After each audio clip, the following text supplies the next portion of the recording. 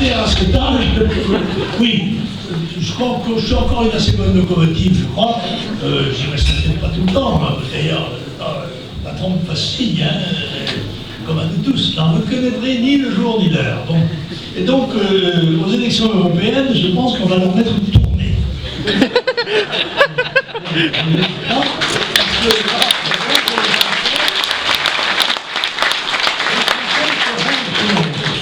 que l'Europe a été un piège. L'Europe, en tous les cas, sous sa forme d'Union européenne, nous sommes bien sûr tous européens, bien sûr, mais nous sommes d'abord des nationaux. Les Européens sont des cousins plus ou moins agréables. D'ailleurs, il y en a quand même à qui on a fait la guerre pendant 500 ans, d'autres à qui on a fait la guerre seulement pendant 120 ans. Donc, enfin, ça n'empêche pas les sentiments. Il faut bien aussi oublier les peines et de penser quelquefois aux joies de temps en temps. Mais l'Europe avait promis, on nous avait dit, avec l'Europe, tout ira beaucoup mieux.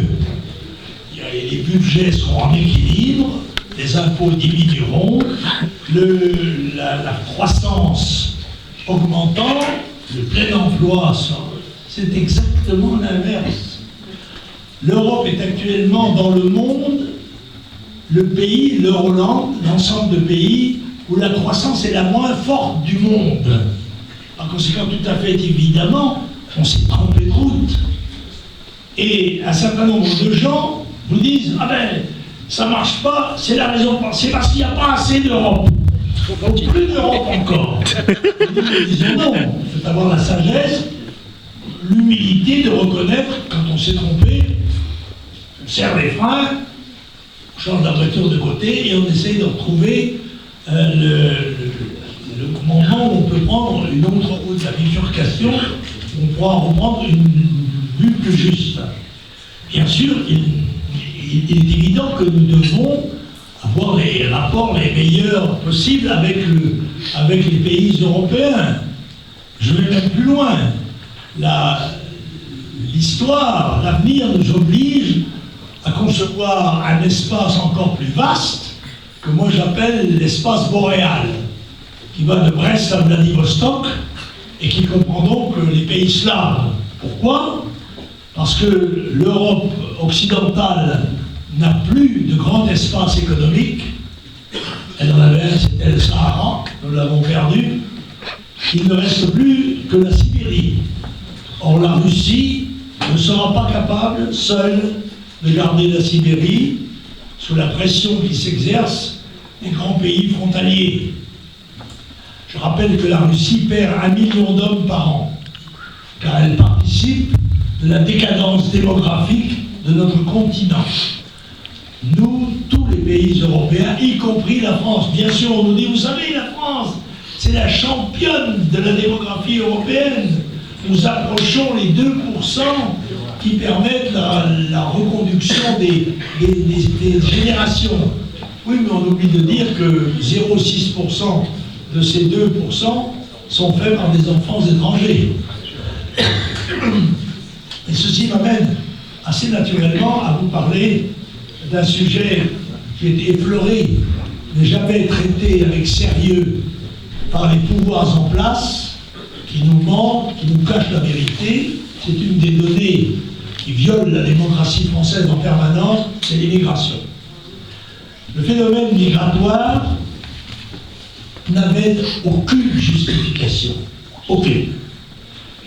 Nous avions, avant 1974, 400 000 travailleurs étrangers qui travaillaient chez nous et repartaient chez eux.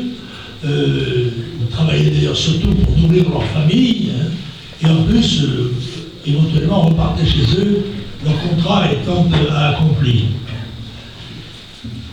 Combien sont-ils aujourd'hui? Combien y a-t-il d'étrangers en France aujourd'hui?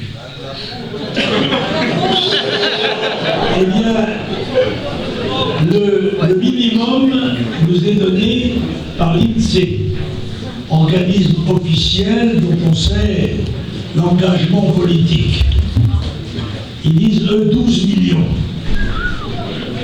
Azouz Begag, ancien ministre, dit qu'à son avis, il y a plus de 20 millions de musulmans en France. Et la vérité est probablement plus proche, parce qu'ils ne sont pas tous musulmans.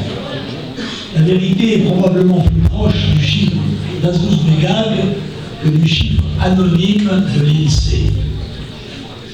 Ce phénomène a été constant sous tous les régimes politiques. Alors évidemment, apparemment, on dégonfle le nombre des étrangers à coup de naturalisation. C'est ainsi, par exemple, que M. Sarkozy, qui a une circonstance atténuante, puisque lui, il est fils d'immigrés. Oui, il m'avait dit d'ailleurs, en temps, il m'avait dit à la télévision un jour, il m'a dit, moi, M. Le Pen, je suis fier d'avoir été français par un immigré. Eh bien non, c'était pas vrai, parce qu'il était aussi par sa mère, qui était française. Par conséquent, c'était pas vrai. Il mentait, mais il a l'habitude. Oui, bien sûr.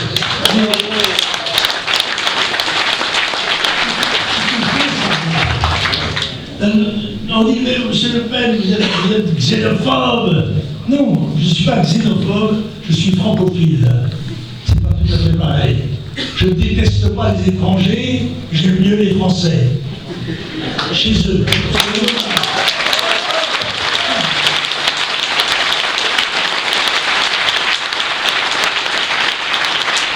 Peut-être vous souvenez-vous de la phrase géniale de Jeanne d'Arc, harcelée par ses juges, de l'île Jeanne, le bon Dieu nous fait devoir d'aimer les étrangers. Aimez-vous les Anglais? Et Jeanne a dit, oui, chez eux.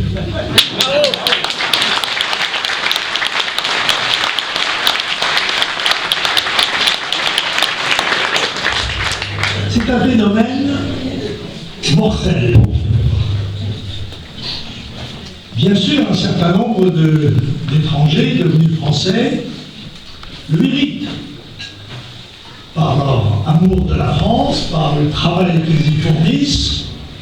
Mais ce n'est pas le cas, malheureusement, de la plupart d'entre eux, d'autant que ce phénomène d'immigration est malheureusement compensé par un phénomène d'émigration.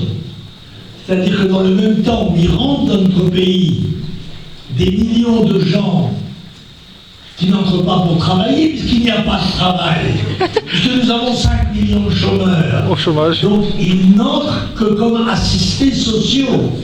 Oui. Et ces assistés sociaux, dans le même temps, une partie de nos élites jeunes, en particulier de niveau universitaire, vont à l'étranger. Et certains, de nombreux, y restent. Beaucoup de mes amis ont des enfants. Mon ami de Beaufort, par exemple, a dit, j'ai 10 petits-enfants, il y en a 8 qui sont à l'étranger. Notre ami Dubois a 4 enfants, il y en a 2 très jeunes, mais 2, un en Chine, l'autre en Australie. Et c'est le cas de beaucoup de nos familles. Comment dit, la France est fuie par ses élites jeunes. Et ça, c'est un élément dramatique. Je leur dis d'ailleurs ce que j'ai dit à notre acteur national, Depardieu.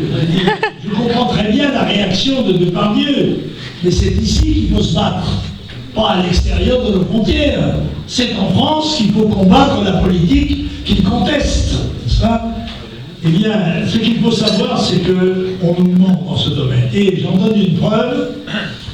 Michèle Tribala, qui est une démographe de gauche, puisqu'elle a écrit un livre contre